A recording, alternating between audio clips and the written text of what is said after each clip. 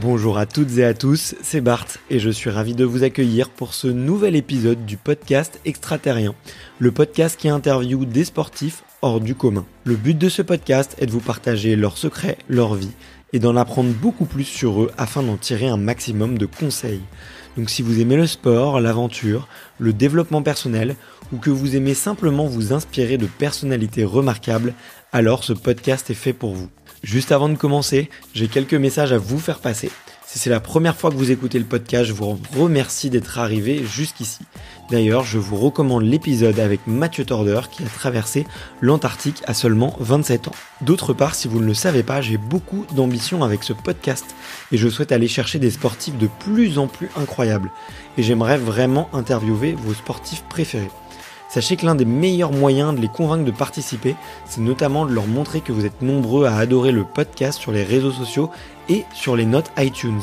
Donc si ce n'est pas encore fait, allez mettre une note sur Apple Podcast ou iTunes, c'est vraiment ce qui m'aide le plus à inciter des sportifs connus à venir témoigner. Si vous écoutez plutôt sur Spotify, vous pouvez très facilement le partager en story sur Instagram, taguez-moi et je vous repartagerai. J'en profite donc pour vous rappeler le nom du compte Instagram, c'est extraterrien.podcast. Suivez-le et vous y retrouverez les coulisses du podcast. C'est aussi un excellent moyen de me faire vos retours et de me suggérer des invités. Enfin, j'ai aussi créé une newsletter que vous pouvez retrouver très facilement dans Google en tapant Extraterrien Newsletter. C'est le premier lien qui remonte.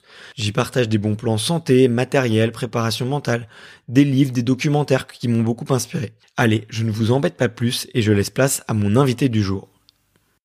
Salut à tous. Juste avant de commencer cet épisode, je souhaitais remercier Square Champs qui m'a permis de réaliser cette interview formidable. J'adore Square Champs car ils ont pour mission de transmettre les valeurs du sport de haut niveau dans les entreprises et les associations. Ils organisent des conférences, des ateliers, des événements de team building avec des champions vraiment inspirants et accessibles. Vous l'avez compris, avec Square Champs, nous partageons énormément de valeurs en commun. Et je remercie Brian, son cofondateur, pour m'avoir fait confiance et mis en relation avec ces champions pour enregistrer des épisodes d'exception. Donc si vous êtes entrepreneur, DRH ou que vous souhaitez tout simplement faire intervenir des champions dans votre entreprise, rendez-vous sur squarechamps.com et dites-leur que vous venez de ma part. Et vous serez très bien reçu. Bon épisode. Salut David. Salut. Comment vas-tu ? Ça va bien et toi ? Bah écoute, ça va. Je suis un peu... il fait chaud, j'ai eu passé un très bon week-end, donc je suis encore un petit peu dans la nostalgie de mon week-end passé avec mon fils, mais sinon ouais ça va super bien. T'es quelqu'un qui dégage beaucoup de sérénité, donc là je me sens calme, apaisé, donc j'ai hâte de pouvoir discuter un petit peu avec toi. Et je te le disais en préparation, la tradition sur le podcast c'est de commencer par l'enfance.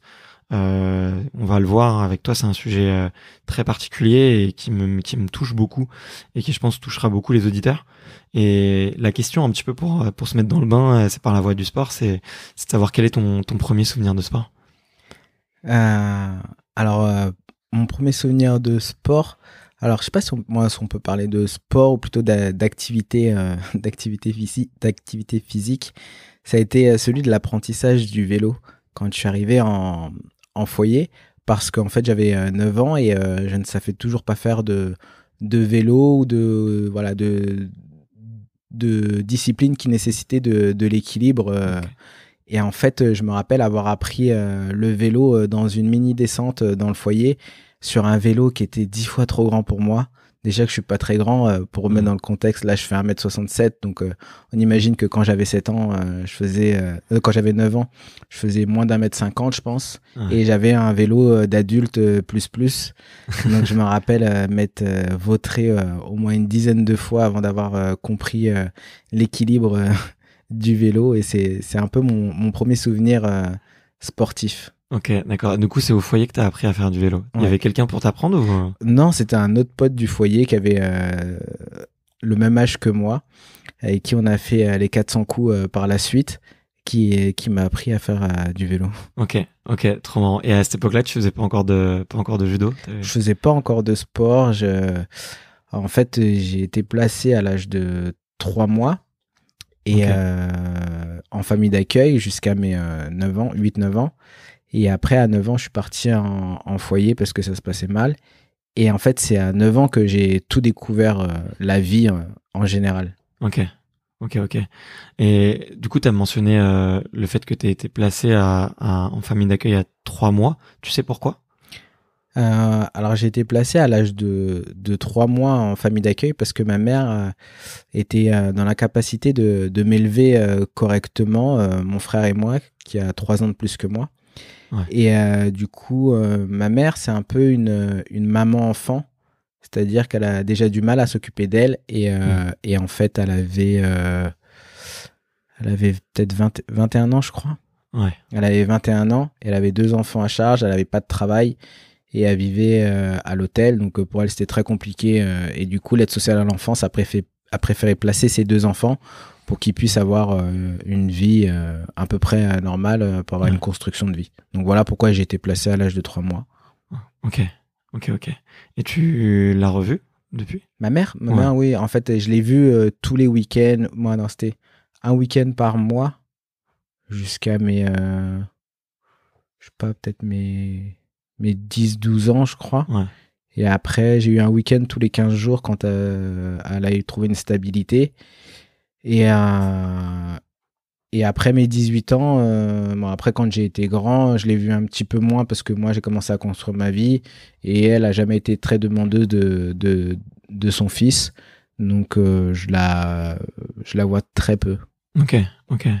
Et bon, moi j'avais envie de te poser une question sur maintenant parce que maintenant il me semble que t'es papa. Mm-hmm. Il y a plein de choses que t'as pas envie de refaire, j'imagine. Et qu'est-ce que enfin, tu vois, aujourd'hui en tant que papa, c'est quoi tes valeurs? Qu'est-ce qui te motive à être un bon père? En fait, j'ai énormément l'esprit de contradiction. Je pense que c'est ce qui fait ma force aujourd'hui et ce qui m'a permis de réussir aussi dans la vie. Et je le vois sur d'autres qui n'ont pas cette capacité du coup, cette envie de contradiction permanente. Et du coup, c'est pas forcément la même évolution. Et moi, en fait, avec cette envie de contradiction permanente, eh ben, je fais tout l'opposé de ma mère. Ouais. Par exemple, elle a énormément. Moi, c'est une grosse fumeuse.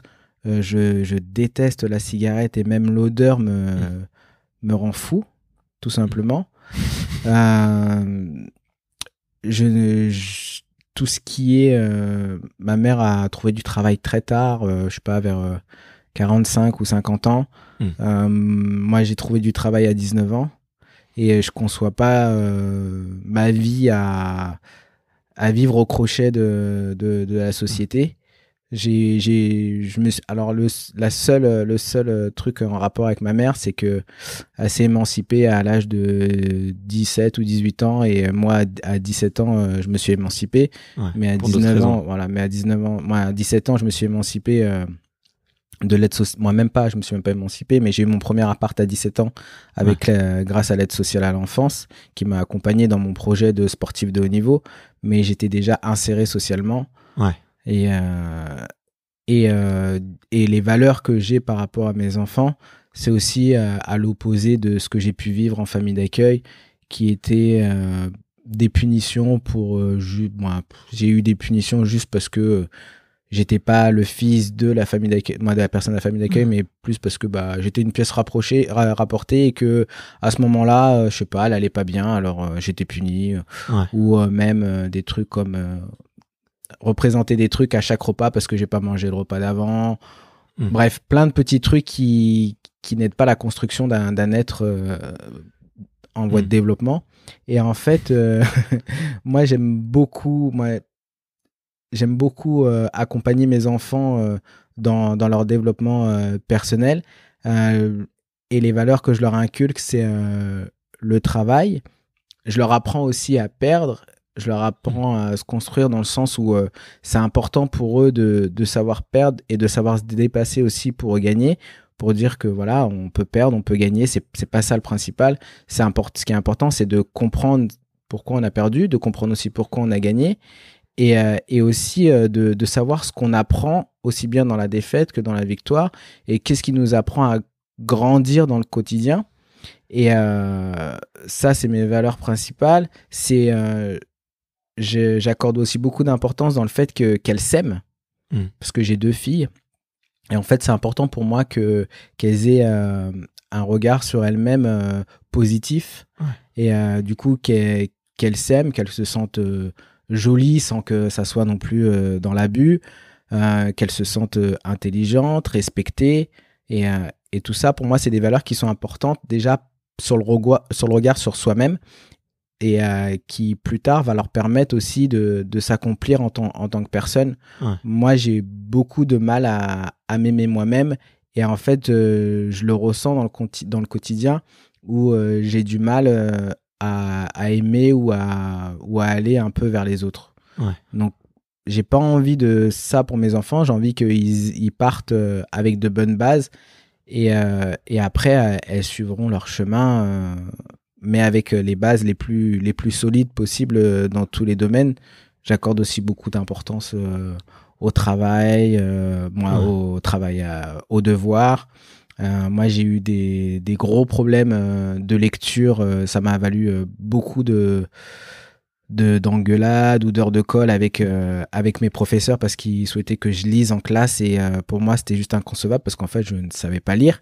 Moi je ne savais pas lire, je bûchais sur tous les 3-4 mots parce que j'avais pas la lecture, c'était pas intégré chez moi et du coup c'était sujet à moquerie, donc à la place de la moquerie je préférais me mettre en conflit directement avec le professeur qui voulait absolument que je lise et en fait c'est des trucs que je veux pas non plus pour mes enfants, donc j'insiste beaucoup sur les bases que je n'ai pas eues et que j'ai découvert qu'à l'âge de 9 ans. Ouais. Et en fait, je veux que quand elles grandissent et qu'elles aient des demandes particulières, qu'elles aient toutes les bases que je n'ai pas eues, je veux qu'elles les aient dès le plus jeune âge. Ok. Et écoute, c'est hyper intéressant. T'as l'air d'avoir énormément construit ta réflexion sur l'éducation que tu veux donner à tes filles. Est-ce que tu t'as lu? Tu t'es informé, t'as appris. Je te pose la question un peu, si tu veux, parce que tu vois, on voit souvent dans des feuilletons, des enquêtes, des trucs, que tu vois les schémas parentaux, ils se répètent. Et moi, tu vois, ton histoire, elle me touche beaucoup parce que moi, je veux surtout pas donner ce que mes parents m'ont donné. Il y a eu des trucs très bien. J'ai la chance d'avoir vécu avec mes parents, mais il y a des trucs sur lesquels ils m'ont fait énormément souffrir et que j'ai pas du tout envie de reproduire moi avec mes fils.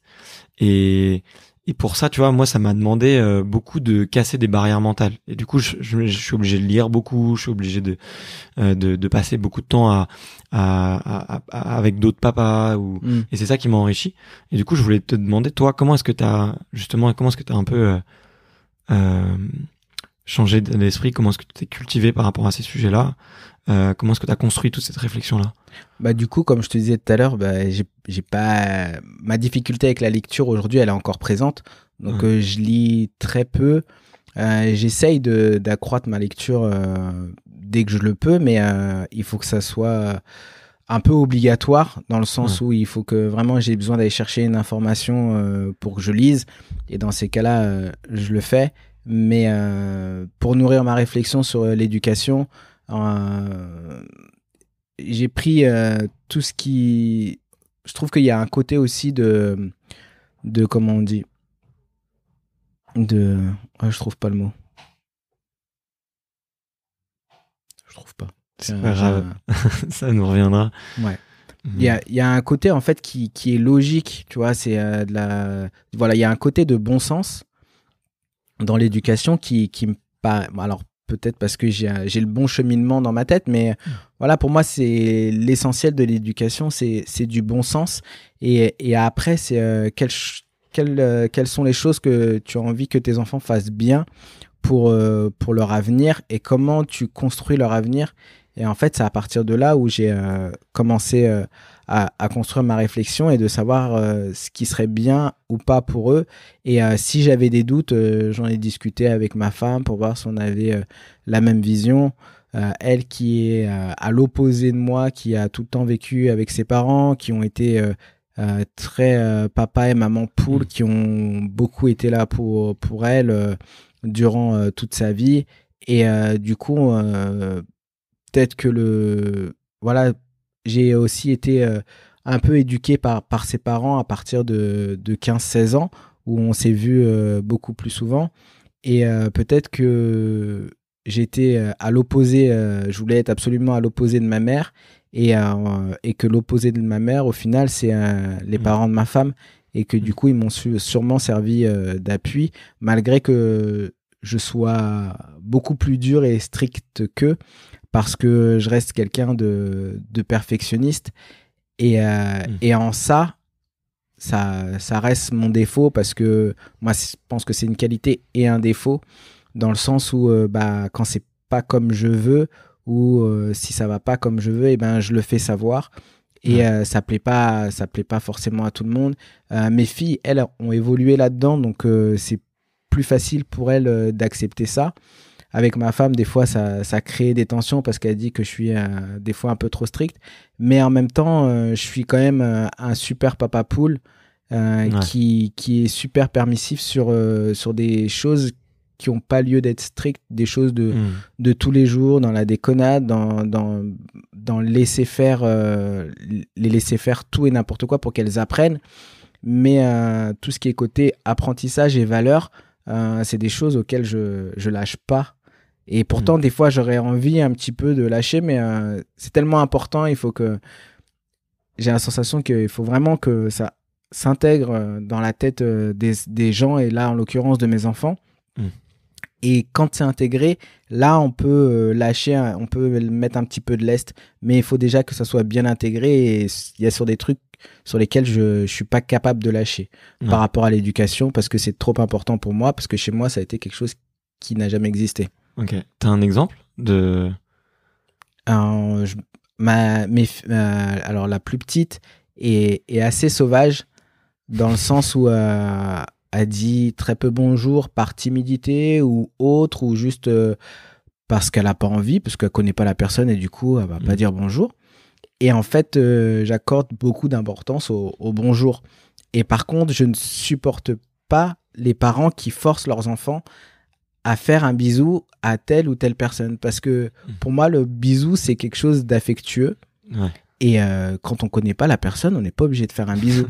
Et en fait, j'ai longtemps obligé ma fille à dire bonjour, et encore aujourd'hui, c'est bonjour, et c'est soit bonjour par la bouche en disant bonjour, ou soit bonjour avec la main en faisant un signe de bonjour.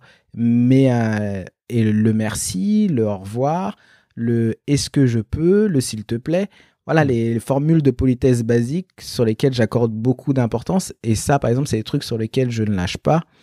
Les devoirs, c'est des choses sur lesquelles je ne lâche pas, parce que j'ai été en échec scolaire jusqu'à mes 19 ans, quand j'ai décidé d'arrêter l'école. Et quand je les ai reprises quand j'ai repris mes études à 30 ans, ça a été très très compliqué. Et en fait, je leur souhaite pas d'être en échec scolaire, donc je suis très dur aussi là-dessus, parce que je sais que c'est important pour que derrière ça se déroule bien. Et c'est des choses, en fait, pour moi, qui sont basiques, et que du coup, il faut être intransigeant là-dessus pour que derrière ça coule tout seul. Ouais. Non, mais t'as raison. Je pense qu'il faut. Il y a des sujets sur lesquels effectivement on est obligé de répéter face à un enfant. Donc il faut lui apprendre, il faut répéter, il faut reformuler, il faut l'imager, il faut donner des exemples, et il faut effectivement il faut pas lâcher sur des choses qui sont hyper importantes. Et du coup enfin c'était intéressant d'imager ton propos par cette image-là. Et je voulais revenir un petit peu du coup au sport, et savoir un petit peu dans ton parcours, toi, à quel moment t'as découvert le judo, et comment est-ce que t'es venu justement? Alors, je suis venu au judo à l'âge de 9 ans, quand je suis arrivé au foyer. Pour la simple et bonne raison, c'est que quand on est... en tout cas, à l'époque, c'était comme ça. Je sais pas si c'est toujours vrai. Mais en tout cas, la structure dans laquelle j'ai grandi, à partir de mes 9 ans, demander à chaque enfant de faire une activité extrascolaire, ce qui permettait à l'ensemble des enfants de découvrir d'autres enfants, d'avoir d'autres copains que ceux du foyer ou que ceux de l'école, parce que comme tout le foyer était dans la même école, souvent à la récré, ils se retrouvaient ensemble, et au final, ils se faisaient pas tant d'amis extérieurs au foyer. Et du coup, les activités extrascolaires permettaient de tisser d'autres liens sociaux avec d'autres personnes et d'agrandir un peu son cercle d'amis. Et aussi de se retrouver dans un côté un peu informel qui est ni le foyer, ni l'école, qui c'est vraiment un autre défouloir. Et c'était très important pour eux d'inculquer cette valeur supplémentaire. Et du coup, de là, s'en est découlé chercher une discipline. Et comme j'étais quand même assez passé entre speed et insolent, pas speed, mais tout le temps envie de faire quelque chose, et insolent dans le sens où j'admettais pas que j'ai un gros problème avec l'autorité. Je sais pas d'où c'est venu, mais en tout cas voilà, ça a toujours été là et ça l'est encore aujourd'hui. L'autorité pure et dure de ouais, tu fais ci, tu fais ça. Quand c'est pas fondé, en fait, j'ai beaucoup de mal à l'accepter. T'aurais pas pu être militaire. Non. Et j'ai eu une altercation avec un de mes enseignants à l'école. Et du coup, on s'est dit, moi, mes éducs m'ont un petit peu poussé dans le sens où ça serait bien que je fasse un sport qui donne qui permet une grosse dépense énergétique et en même temps qui instaure un vrai cadre. Et en fait, le judo, aujourd'hui, c'est l'un des sports qui permet de bien se défouler et où il y a un code moral à respecter avec des valeurs assez strictes quand même et qui nous permet aussi d'évoluer en tant qu'homme. Donc du coup, j'ai commencé ce sport à 9 ans et j'ai tout de suite aimé ce sport et je l'ai jamais arrêté. On avait commencé avec une bande de 3-4 potes du foyer et je suis le seul qui ait continué parce que ça correspondait à mes valeurs, parce qu'on pouvait se dépenser et un peu faire le con. Mais de l'autre côté, il y avait des valeurs comme le respect, l'amitié, la sincérité, le contrôle de soi, tout ça, qui permettaient quand même d'instaurer un cadre. Et donc, il y avait un peu de liberté, mais avec un cadre, et c'était plutôt cool. Ok. Avec le recul, c'est des valeurs que tu avais envie de rencontrer ou dont tu avais besoin à ce moment-là, tu penses ? Avec le recul, oui, parce que aujourd'hui, c'est tout ce qui fait sens chez moi. Et c'est aussi les valeurs que j'inculque à mes enfants. Et en fait, c'est un peu les valeurs de la vie, quoi, pour moi. Voilà, c'est peut-être ce qui a fait que pour moi, tout est normal dans les valeurs que je véhicule. C'est parce que ça a tout de suite fait sens chez moi. Ouais. Et c'est ce que j'ai voulu répercuter dans ma vie personnelle et avec mes enfants. Ok. Et tu découvres la compétition combien de temps après ? Alors, la compétition en elle-même tout de suite, parce que à l'inverse d'une discipline comme le cirque, parce que j'ai inscrit mes filles au cirque quand elles étaient jeunes, parce que j'aime beaucoup ce sport, parce qu'il est aérien, des repères dans l'espace, et c'est un peu ce qui me caractérise, et ça donne beaucoup de motricité. Mais ce que j'aime dans cette activité, c'est qu'il n'y a pas de compétition. Et en fait, ce qui est agréable à leurs âges, c'est de pas tout de suite être confronté à l'échec ou à la victoire et d'être tout le temps en confrontation perpétuelle avec l'un, avec l'autre. Et c'est ça que j'aimais bien dans la discipline du cirque. Et quand on voit toutes les autres disciplines, parce que mes enfants font aussi d'autres sports, il y a tout le temps de la compétition. Alors après, chacun à son échelle, mais il y a toujours une confrontation à l'autre. Donc, quand j'ai commencé le judo, je sais pas, avant la fin de la première année, j'ai fait mes premières compétitions. Et comme j'aime pas perdre, je suis un très mauvais perdant, et même encore aujourd'hui, eh bien j'ai toujours voulu, dès que je me suis aligné sur une compétition, pour moi c'était pour la gagner. Ouais. J'ai très rarement fait une compétition pour la faire. Ça m'est arrivé, et puis quand j'ai fait, je me suis fait éclater. Ok. Ouais. Et du coup, ouais, non, c'était à quel âge à peu près ? À 9 ans. Ouais. Ah, par contre, après, tout ce qui est haut niveau, en fait, j'avais tout le temps l'impression de faire du haut niveau, parce que j'étais toujours au sommet de ma catégorie d'âge quasiment. Okay. Mais moi, du coup, faire du haut niveau, d'être le meilleur, faire le meilleur de ma catégorie d'âge. Et en fait, quand je suis rentré en structure à, je sais pas, 15 ans, je crois, Là, j'ai découvert qu'il y avait des championnats d'Europe, parce que j'avais fait les championnats de France cadet, où j'avais perdu au premier tour. Et j'ai découvert qu'il y avait des championnats de France UNSS quand j'ai intégré le sport-études. Mais sinon, avant, je ne savais pas qu'il y avait plus haut qu'un championnat de France. Je pensais qu'après, c'était que quand on était senior qu'il y avait des championnats d'Europe, championnats du monde. Ouais. Donc ça, j'ai découvert vraiment à 15-16 ans qu'il y avait du très haut niveau. Ok. Et comment est-ce qu'on fait quand on est un jeune en foyer? Comment est-ce qu'on fait pour construire une carrière de haut niveau, en fait? Est-ce que c'est quelque chose qui est complètement indépendant et c'est ton club de judo qui t'a dit, écoute, tu peux progresser et qui peut te pousser justement vers les portes de l'INSEP? Est-ce que c'est toi qui as construit ce rêve-là et qui a vu d'autres champions et qui a réalisé que c'était peut-être un passage plus ou moins obligatoire, c'était justement dans une structure comme celle-ci? Tu vois, on peut avoir tendance à se dire que toutes les portes étaient fermées. Je sais pas, hein, peut-être que je me trompe, mais comment est-ce que toi t'as ouvert ces portes-là? En fait, il y a un mélange d'abnégation, d'être sûr de soi aussi, et aussi de tout faire pour les autres. Je m'explique dans le sens où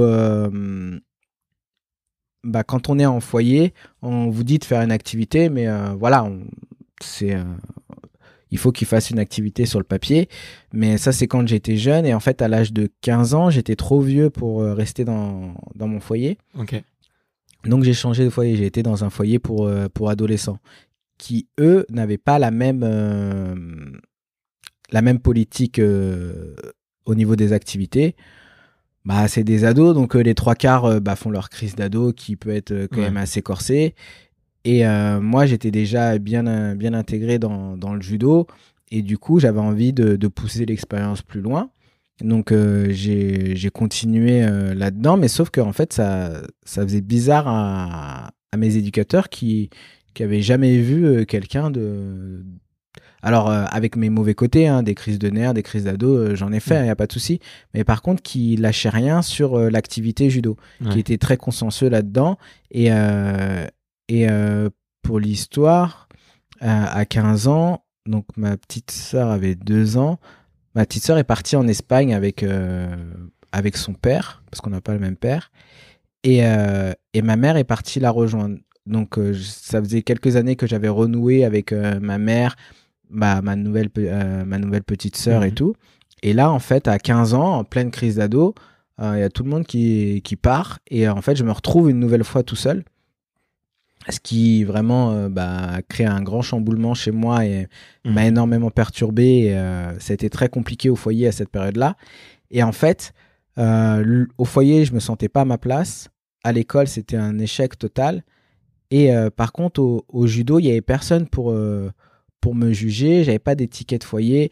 J'avais des profs en or qui étaient là pour m'encadrer. Je me rappelle, ils m'emmenaient, j'allais à l'entraînement, mais eux me ramenaient systématiquement le soir à mon foyer parce que mes éducateurs, ils n'avaient pas que ça à faire.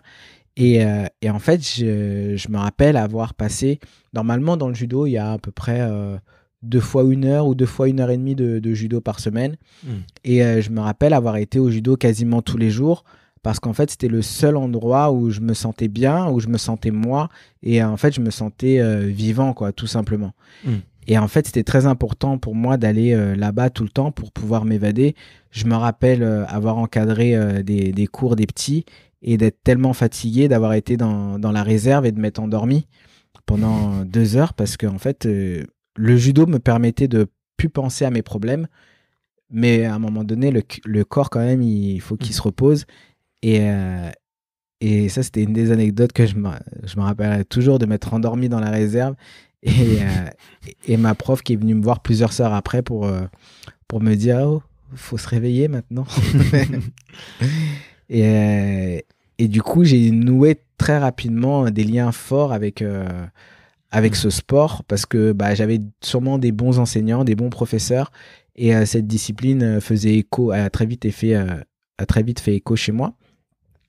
Donc à la fin de cette première année de mon nouveau foyer, comme je m'étais quand même beaucoup donné au judo et j'avais des rêves de toujours aller plus loin, à une compétition interrégionale où je fais une belle prestation. Je termine 3e. Je perds sur le numéro 1 de la KT à l'époque et je bats un athlète de structure qui est d'un pôle France. Et là, le responsable du pôle France regardait le combat. Donc du coup, il a décelé... Alors, il a vu qu'il y avait quand même beaucoup de boulot au niveau judo en me regardant. Mais par contre, avec son œil, il a perçu quelque chose de plus que chez les autres. Pour en avoir rediscuté quelques années après avec lui. Voilà, il voyait chez moi ce côté qui lâchait rien, qui sentait quand même le judo malgré que j'en avais pas. Ouais. C'est des trucs voilà, qui sont perceptibles où on se dit ouais, il y a quelque chose à faire. Et en fait, on a discuté après ma compétition et il m'a demandé si je voulais intégrer sa structure et bien sûr que oui, j'avais envie d'intégrer parce que pour moi, c'était aller encore plus dans le judo et de pouvoir vraiment vivre judo concrètement. Ouais.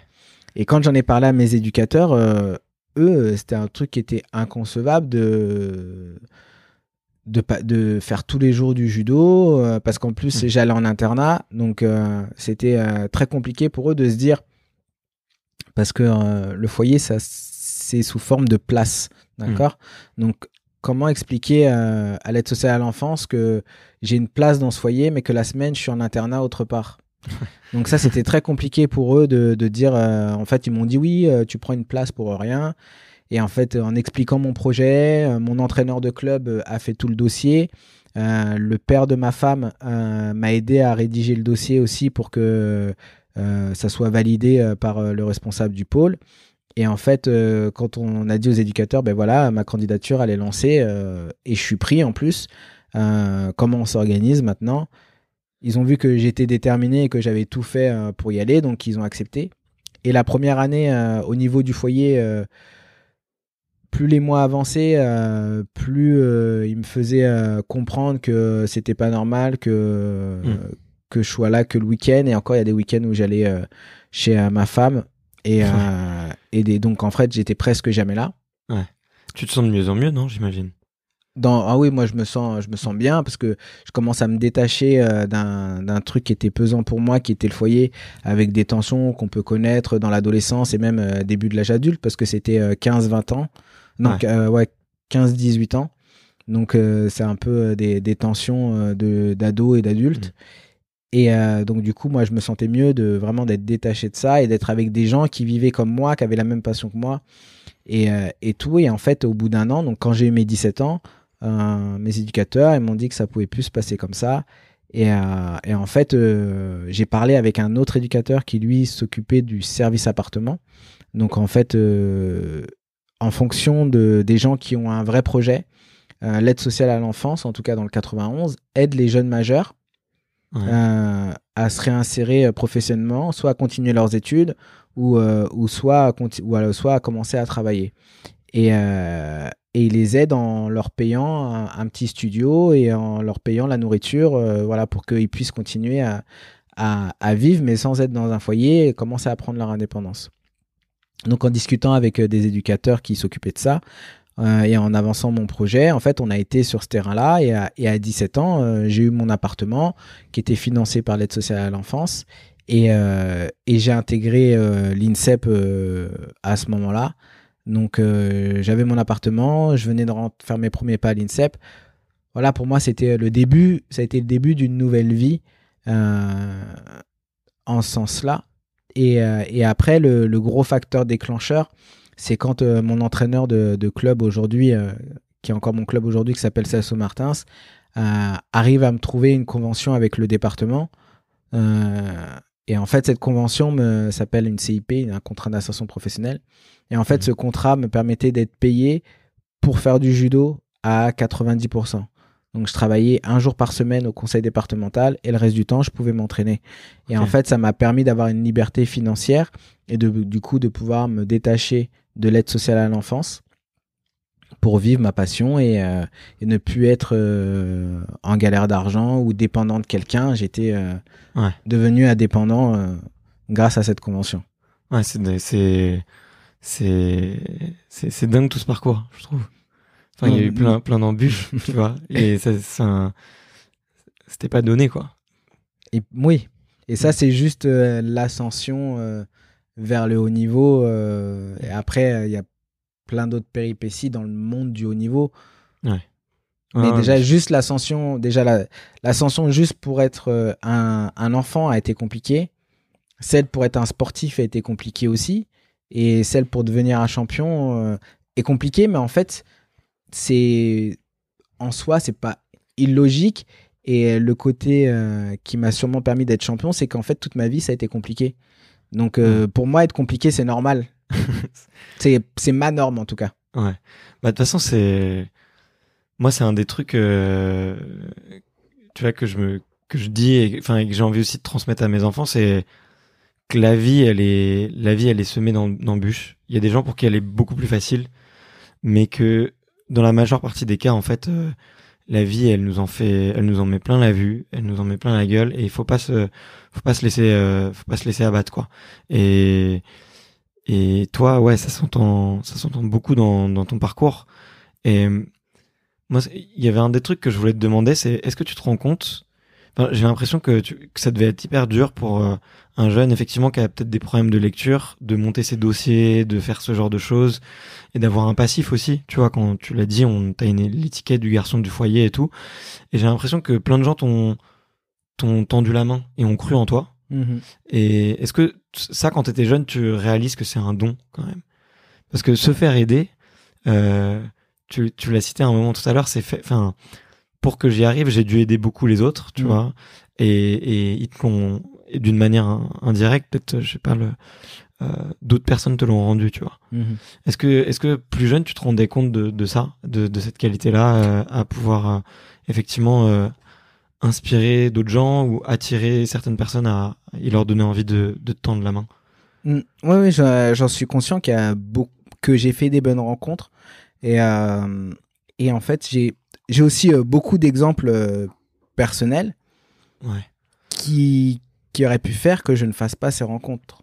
À quasiment tous les moments de ma vie, il y a quelque chose qui se passe dans une vie, c'est que toute sa vie, on va faire des rencontres.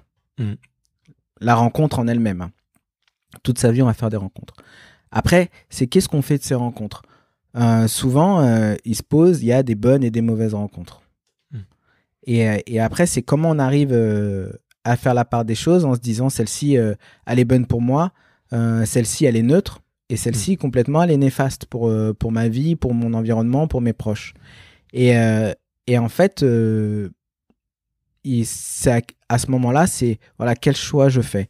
À chaque moment, je me rappelle, alors voilà, pour l'anecdote, au moment où le responsable du sport-études me propose de rentrer en structure, ma mère n'est pas là, j'ai plus aucun repère, je commence tout juste à fréquenter la personne qui est ma femme aujourd'hui, mais voilà, je suis en début de reconstruction, mais je commence déjà à partir en vrille au foyer, je commence à fumer le bédo, je fugue, je suis malgré que le judo reste très important pour moi et que c'est des choses auxquelles je ne coupe pas, tous les autres moments que j'ai à côté, ils sont en dehors du foyer, ils sont néfastes. À l'école, c'est catastrophique. Et en fait, quand ce responsable de structure discute avec moi, c'est est-ce que oui, je l'écoute, mais à côté, je continue à fumer le chichon et merveilleux. De rien. J'ai commencé à paniquer parce que si jamais ça se perdait, c'était triste. Bon, on est de retour après une petite coupure, une petite interruption technique, une histoire de carte SD remplie et de moi qui était en train de complètement bugger et de pas réussir à la vider. Et du coup, David, tu m'as filé un petit coup de main et je me suis rendu compte que tu t'aimais beaucoup l'informatique. C'est depuis quand ? J'ai toujours été un peu débrouillard et autodidacte. Et j'ai toujours eu une appétence pour moi. J'aime beaucoup les nouvelles technologies et Et du coup, j'ai évolué, mine de rien, avec les débuts de Google, de tout ça. Ok. Et je m'y suis toujours beaucoup intéressé.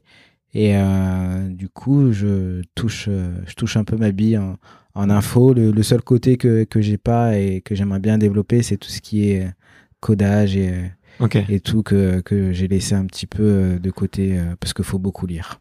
Ouais, Ça reste encore, on tourne toujours sur le même truc Ouais. qui est ce problème de lecture aujourd'hui est quand même problématique pour développer certaines compétences malgré que je me soigne. Ouais. Bah après, maintenant, t'as de plus en plus, heureusement, grâce à YouTube, t'as de plus en plus de contenu en vidéo que tu peux faire. Mais ok. Mais tu peux t'y mettre bien avec un site comme Open Classroom ou Ouais, j'avais commencé un petit peu. Mais comme je tiens pas forcément en place et que je développe pas mal de projets, il faut que voilà, là-haut, ça tourne. Et en fait, je suis toujours sur plein de projets qui me permettent pas forcément de développer des compétences dites secondaires qui sont pas à l'instant T primordiales pour évoluer dans mes projets. Ouais. Comme là, je suis parti sur un tout nouveau truc qui est développer des formats e-learning. Et du coup, j'aurais bien voulu apprendre à coder, mais ça, c'est arrivé. Et du coup, c'est un nouveau projet qui me prend l'essentiel de mon temps et je suis à fond là-dedans. Et du coup, c'est plutôt cool. Ok, génial.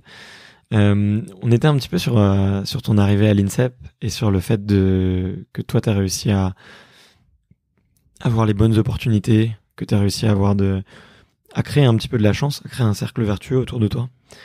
Et moi, je voulais te demander un petit peu comment est-ce que tu te sens au moment où tu arrives à l'INSEP, parce que tu as parlé plusieurs fois du fait d'avoir une étiquette, d'avoir quelque chose qui était qui était toxique, un peu néfaste pour toi. Quand tu arrives là-bas, je pense que tu fais table rase un peu du passé. T'es un athlète comme tous les autres. Tu dois, alors je sais pas, tu vas me dire peut-être que je me trompe, mais tu dois faire tes preuves comme tous les autres et il y a pas on t'aidera pas parce que tu as eu un parcours peut-être plus facile ou plus difficile qu'un autre. Est-ce que c'est pas trop, même, tu vois, j'ai eu l'impression en tout cas que pour certains athlètes qui étaient dans une zone très confortable avant l'INSEP, ça a été un passage un peu difficile. Parce que justement, t'es avec les stars, parce que t'es coupé de ta famille, t'es dans une bulle, il y a que le sport qui existe et rien d'autre. Et j'ai l'impression que pour certains, ça a été assez difficile. Je sais pas pourquoi, mais d'instinct, je pense que toi, ça devait être une renaissance, ou en tout cas quelque chose de très positif. Comment est-ce que t'as vécu ce passage-là? Il y a un truc qui a été quand même très simple pour moi, c'est la cassure avec la famille. Ouais. Tu vois il y a le côté un petit peu où, tu vois, chez moi, la cassure de la famille, pour moi, ça n'a pas changé mon quotidien, vraisemblablement. Ouais, c'est clair. Vivre avec un collectif non plus, j'étais habitué à ça depuis tout jeune. Et c'est le côté faire ses preuves, mais voilà, j'étais vraiment dans une dynamique où je vivais judo tous les jours. Et en fait, ça a toujours été dur pour moi. Et quand je suis arrivé à l'INSEP, ça a été très dur aussi parce que j'étais dans la plus petite des catégories, qui était les moins de 60 kilos. Et quand tu es dans la plus petite des catégories, quand tu veux te reposer, tu peux pas prendre plus léger. C'est un truc qu'il faut se dire, tu vois, dans le judo. Quand tu es dans d'autres catégories supérieures, quand tu es fatigué, tu vas prendre plus léger et tu peux jouer, ou en tout cas, tu peux temporiser. Quand tu es le plus léger, le seul moyen que tu as de te reposer, c'est d'aller t'entraîner avec les filles. Mais sauf qu'il n'y avait qu'une fois par semaine entraînement avec les filles. Donc tous les autres entraînements, tu étais le plus léger, et t'en prenais plein la gueule. C'est toi qui servais voilà, au plus lourd. C'est ça. Okay. Donc ça a été un peu le côté difficile, mais j'étais venu pour en chier. Je savais que c'était comme ça. Et en fait, c'était pas plus compliqué que ça. Et j'étais dans une dynamique où je me levais, j'allais à l'entraînement, je mangeais, je faisais la sieste, j'allais à l'entraînement, je rentrais, moi je prenais ma douche, je mangeais, je dormais. Et voilà, en fait, c'était... j'essayais de dormir un maximum parce que je suis un très gros dormeur. Et en fait, alors peut-être que j'ai manqué des trucs. Alors, je vais pas vous dire que je sortais pas. Oui, ça m'est arrivé quelques fois de sortir. Mais par contre, j'ai été quand même assez assidu dans le sens où j'avais énormément besoin de dormir et que dès que j'avais un moment, que ça soit à l'entraînement, en compétition, en stage ou autre, eh ben, je dormais. Et les autres, ils pouvaient faire ce qu'ils voulaient. S'ils voulaient faire un jeu de société, ça, je l'ai compris que plus tard, que c'était quand même important de faire des activités extra-judo. Mais pendant les 10 premières années de ma vie, de sportif de haut niveau, de champion d'INSEP, je faisais que m'entraîner et dormir. Parce que je pouvais pas faire autrement, parce que sinon, c'était vraiment trop dur pour moi, quoi. Et tu dors combien d'heures par jour? Bah, là où je me sens bien, c'est à partir de 10 heures. Ok. Donc, t'imagines bien que dans une vie de sportif de haut niveau, quand tu dors 10 heures... C'est un luxe de pouvoir dormir 10 heures. Ouais, et même encore aujourd'hui, hein, des fois, j'essaie de dormir une dizaine d'heures le week-end, parce que c'est encore important pour moi, le sommeil. Ouais. Et quand tu dormais genre, je sais pas, 8-9 heures, tu te sentais pas au top?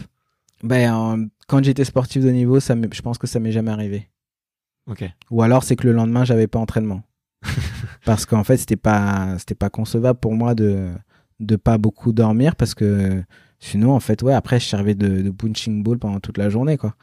et ça veut dire que je rentabilisais pas mon entraînement et que ça servait à rien que je sois là.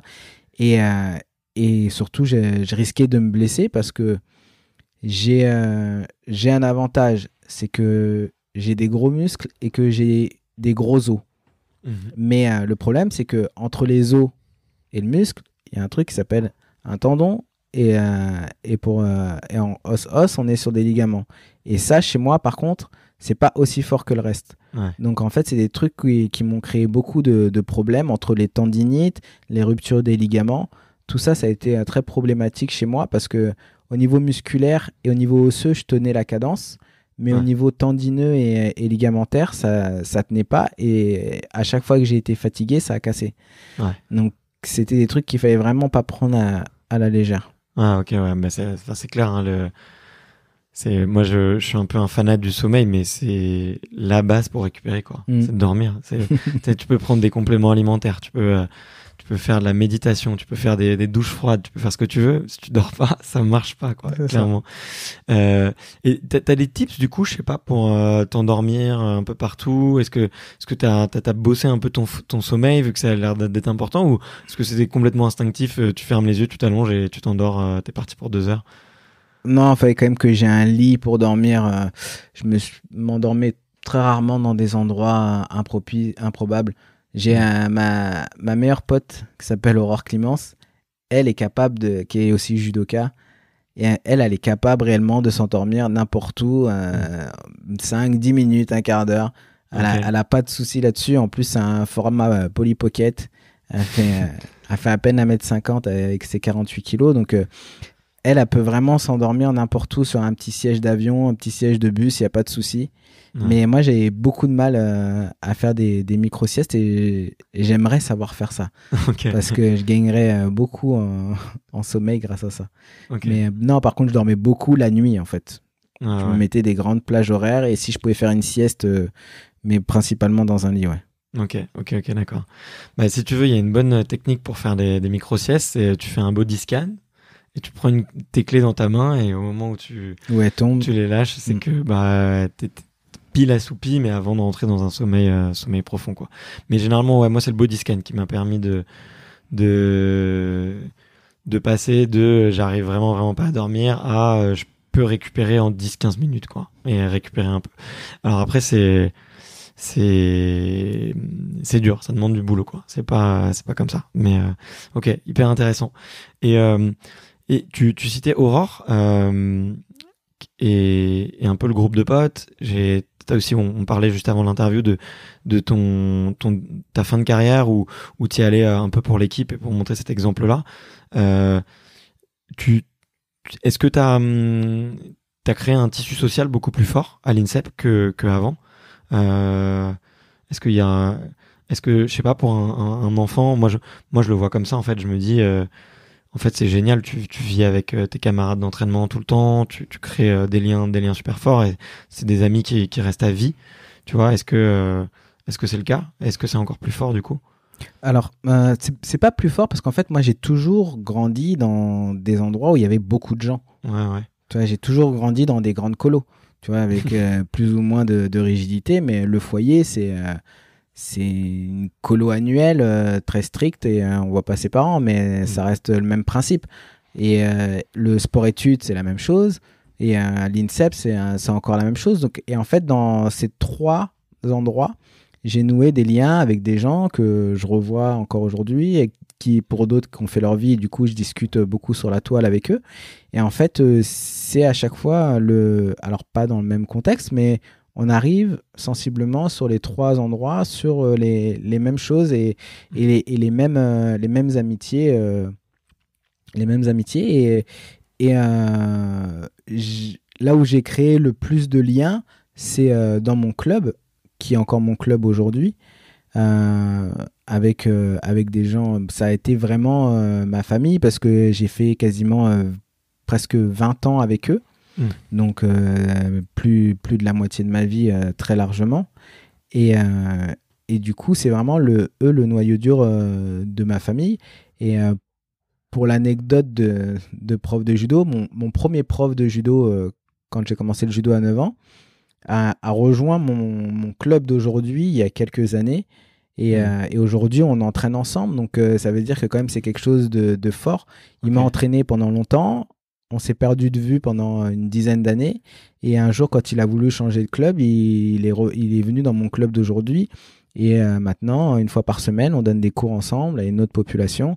Et c'est génial, ça veut dire que quand même le judo, ça reste une grande famille et qu'il y a des liens qui se tissent et qui durent dans le temps et que ça soit en club, en structure ou à l'INSEP, il y a vraiment des liens forts qui peuvent se créer. Ok. En quoi le judo, il te permet de garder un contact avec ton club? J'ai l'impression que dans beaucoup de cas, tu coupes un peu les liens, mais comment ça se fait que dans le judo, tu gardes un petit peu plus de contact avec ton club d'origine?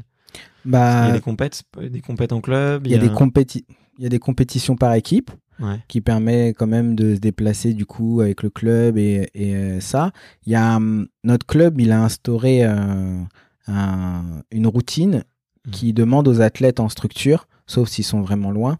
Mais comme mon club, c'est un club parisien, c'est dans le 91, c'est Sainte-Geneviève Sport. Du coup, ça permet, même quand on est à l'INSEP, de pouvoir se déplacer une fois par semaine au club.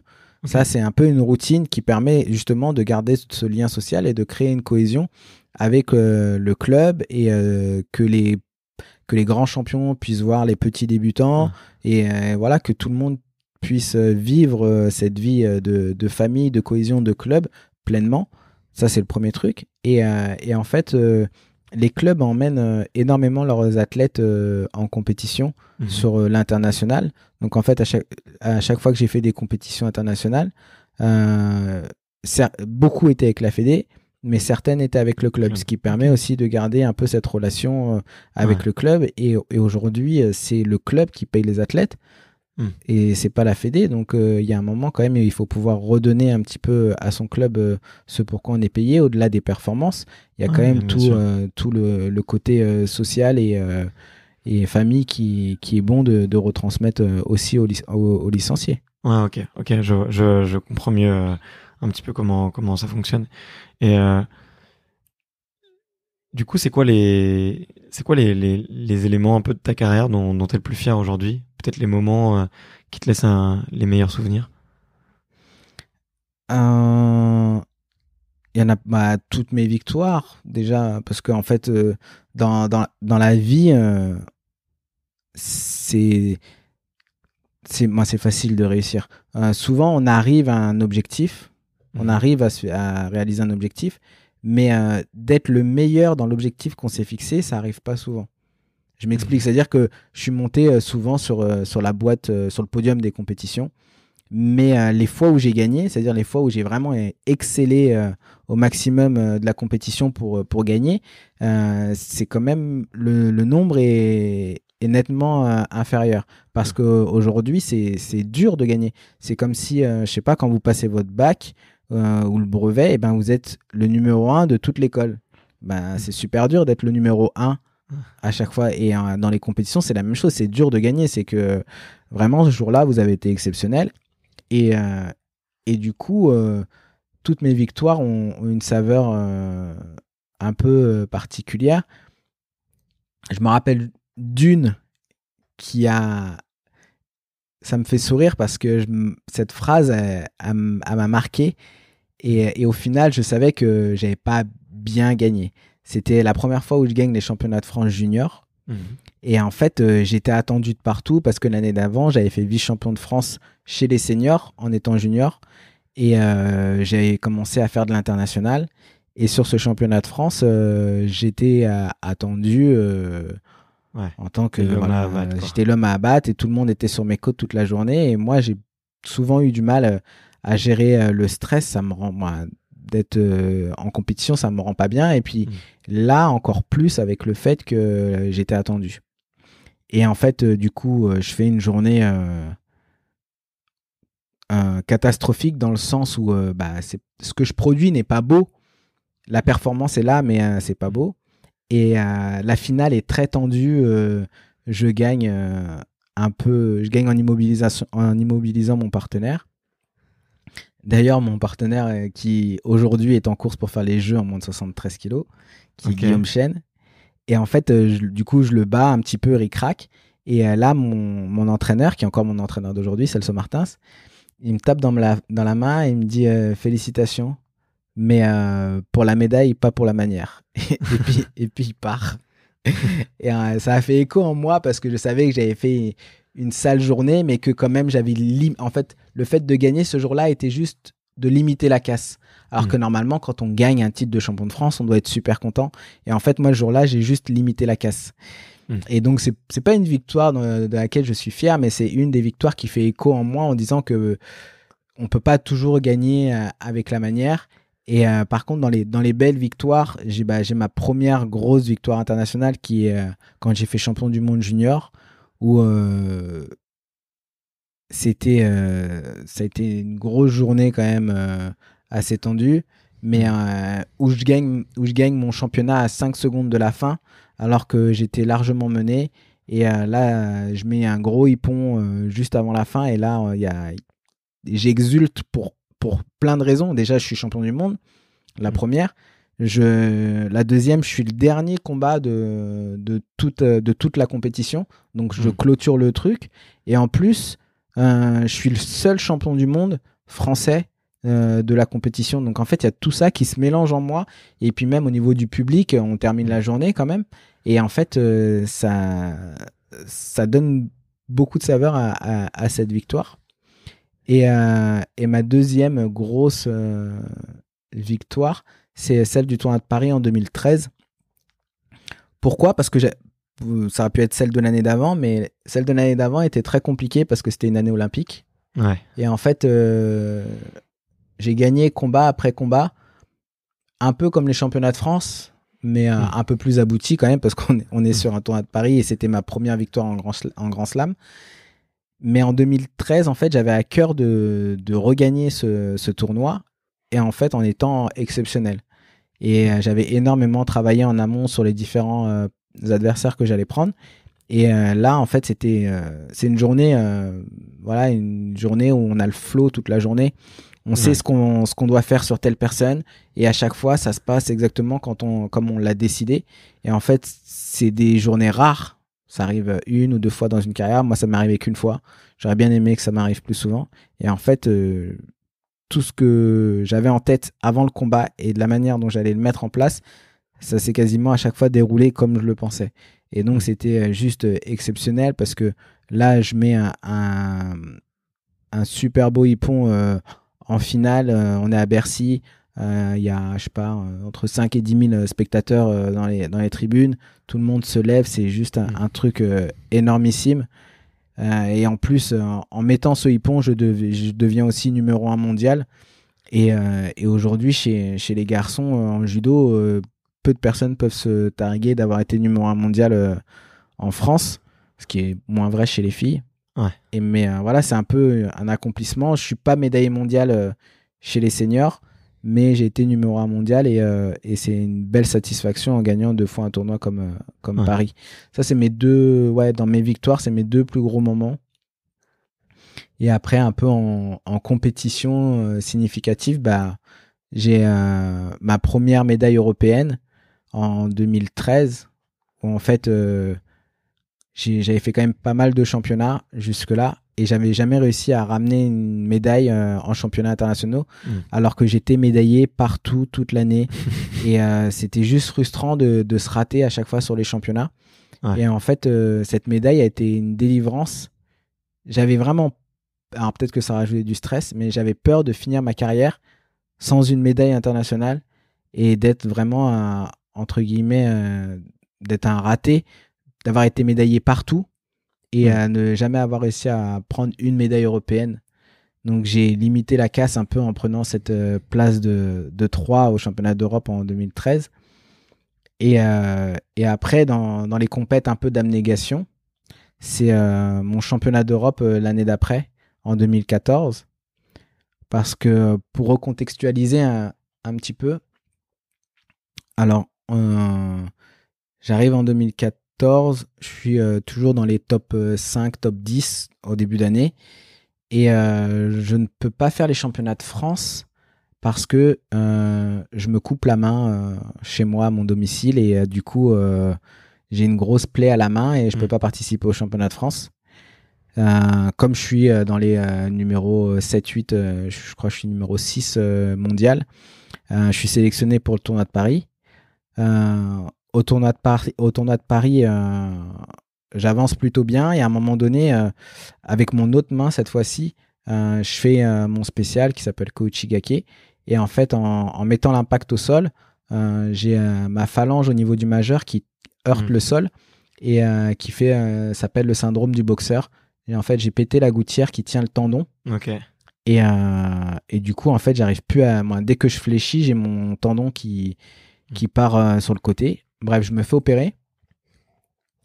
Et ça nécessite 1 mois et demi, je crois, de rééducation, de reprise. Je reprends sur un tournoi en Turquie que je gagne. Et là, on est 1 mois et demi avant les championnats d'Europe. Du coup, comme j'ai un bon retour, je fais une compète sans blessure. Donc, je suis sélectionné pour le championnat d'Europe. Je continue ma préparation et tout. Et là, j'arrive le matin des Europes en condition physique. Mais franchement, ces petites blessures m'ont permis aussi de récupérer sans altérer ma préparation au championnat d'Europe. Donc j'arrive sur les championnats d'Europe, je suis affûté, je suis vraiment en jambes, vraiment, je suis vraiment bien. Et là, je fais l'échauffement avec un super pote qui s'appelle Flo Urani, qui était venu ce matin-là pour m'échauffer parce que lui, il était titulaire pour les équipes, mais pas pour les individuels. Donc il était venu pour m'échauffer, on s'échauffe. Le rythme et l'intensité montent. Et là, il vient et... Dans le combat, il me fait une technique qui met mon genou droit en porte-à-faux et ça claque très fort. Et là, en fait, il me pète le genou. J'ai une rupture des ligaments croisés. Pour ceux qui connaissent pas, c'est un ligament qui est dans le genou qui permet d'avoir toute la stabilité du genou pour avancer, pour balayer, pour faire du judo ou même juste tout simplement pour se déplacer. Ouais. Et du coup, quand j'entends claquer, comme j'étais pas à mon coup d'essai, j'avais déjà pété l'autre quelques années auparavant sur le genou gauche. Quand j'entends claquer, je sais exactement ce que c'est. Donc là, je me mets les mains dans le visage, je sais que j'ai plus de croisés, mais je sais aussi qu'on est au championnat d'Europe et que c'est un peu l'un de mes derniers championnats parce que j'ai 29 ans et que je suis plus sur la fin que sur le début et que je suis déjà à ma 7e, potentiellement, là je vais me faire opérer, donc je serai à ma 7e opération. Ah ouais. Donc psychologiquement, je suis pas au mieux. Donc je pleure. Et pendant que je pleure, j'entends au micro se prépare la rose verdée. et là t'es juste bien, t'es juste au top. Tu viens de te péter les croisés et t'as appelé au micro. Tu sais que t'as une toute petite demi-heure devant toi dans le meilleur des cas avant de monter sur le tapis. Donc on est bien là, on est au max. Mais attends, normalement tu peux plus marcher. Du coup, Je pleure, mon kiné vient, le médecin vient me porter, il m'emmène du coup un peu à l'écart. Il me teste, il me dit oui, en effet, t'as fait le croisé. Donc ça confirme bien ce que je pensais. Et en fait, je lui demande tout simplement, est-ce que si on strappe, que moi, en gros, si je combats, est-ce que je risque plus?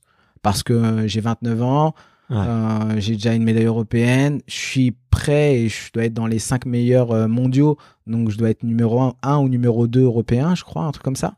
Je suis prêt physiquement, je suis prêt mentalement, et du coup, ma tête a envie d'y aller. Et en fait, je lui demande, est-ce que je risque d'aggraver mon cas? Et il me dit, franchement, pour moi, parce que pour me mettre dans le contexte, j'avais déjà plus de latéral externe depuis 2 ans. Ok. Donc, il me dit, franchement, tu risques pas grand-chose. De toute façon, tu as déjà tout pété. Il me dit, par contre, tu pourras pas faire judo, quoi. Ta jambe, elle va être inutile. Et je lui dis, si on se trappe, au moins, ça va limiter que je me déboîte le genou, quoi. Il me fait, ok, tu strappes, mais tu fais un plâtre. Donc ma kiné, la magicienne, vient, me fait un plâtre à la place d'un strap. Donc j'ai vraiment un genou très très serré que je peux quasiment pas bouger, mais au moins je peux me présenter sur le combat. Bien évidemment, tous les athlètes sont au courant que j'ai pété les croisés parce que c'était en plein milieu de la salle d'échauffement. Ouais.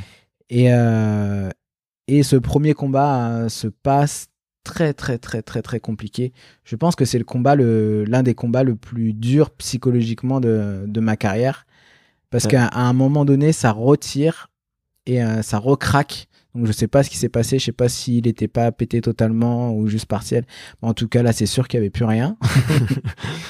Et j'arrive à gagner ce premier combat, mais je me dis franchement sur une jambe, quoi. C'est horrible, quoi. Je vais jamais pouvoir aller plus loin. Et de fil en aiguille, la journée avance et je gagne mes combats les uns après les autres. Et en demi-finale, je prends un Russe qui est vraiment fort, qui est double vice-champion du monde. Et en fait, au bout d'un moment, lui, ce qu'il veut, c'est juste gagner le combat, peu importe la manière. Et en fait, comme il sait là où j'ai mal, il fait que de taper dedans pour me mettre à 4 pattes et que je prenne des pénalités. Et en fait, à un moment donné, moi, je joue de ça. Je fais exprès d'avancer ma jambe. Et au moment où il veut balayer dedans, je la recule et je balaye avec l'autre jambe. Du coup, je mets une grosse boîte dans le sens où t'as voulu jouer un petit peu au con, t'as perdu. Et en fait, pour moi, là, c'est la délivrance parce que c'est une demi-finale. Et je sais que quoi qu'il arrive, je suis médaillé parce qu'au judo, quand on va en finale, quand on gagne sa demi, on est en finale et du coup, on est au moins médaillé d'argent. Et en fait, je gagne ce combat et c'est une totale délivrance pour moi. Je fais la finale, mais avec le côté un peu libéré. Et malheureusement, je perds cette finale, même si je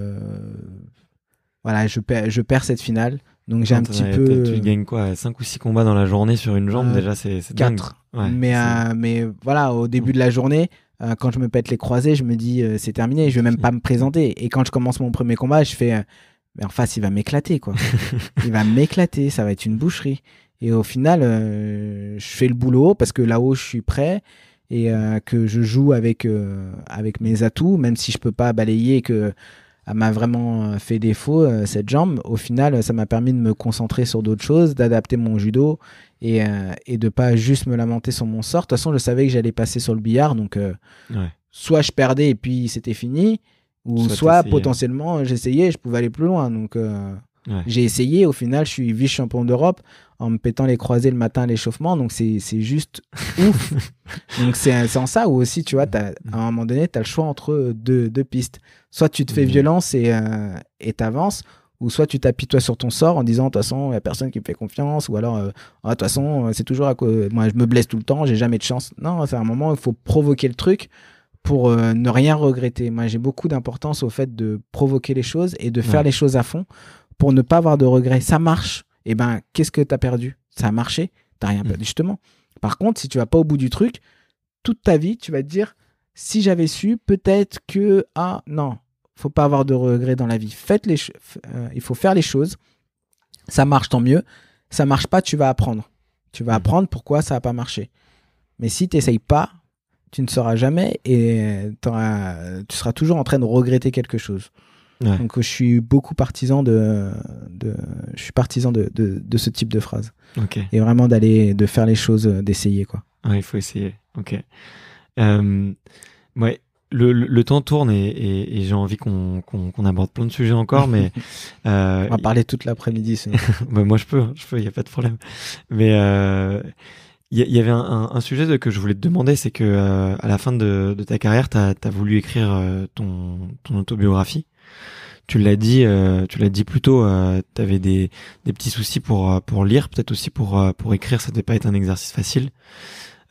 Pourquoi t'as eu envie de faire cet exercice-là? Et comment est-ce que tu t'es organisé du coup pour effectivement se lancer dans un défi, parce que pour c'est quand même une vraie rigueur et une vraie routine, faut se faire un peu violence pour écrire un livre. Même tu vois, quand j'entends des auteurs des top auteurs dont c'est le métier, qui font ça tout le temps, ils te disent que c'est quand même un exercice assez difficile sur lequel il faut se faire un peu violence. Toi, du coup, raconte-nous un petit peu cette démarche, comment est-ce que t'es venu l'idée, qu'est-ce que tu avais envie de faire passer, et comment est-ce que tu t'es organisé pour réaliser pour le réaliser, quoi. Alors, c'est pas une autobiographie, c'est une biographie. Et l'histoire, c'est que le père de ma femme, donc mon beau-père, qui est aujourd'hui un peu comme mon père, qui a beaucoup œuvré pendant ma carrière de sa présence.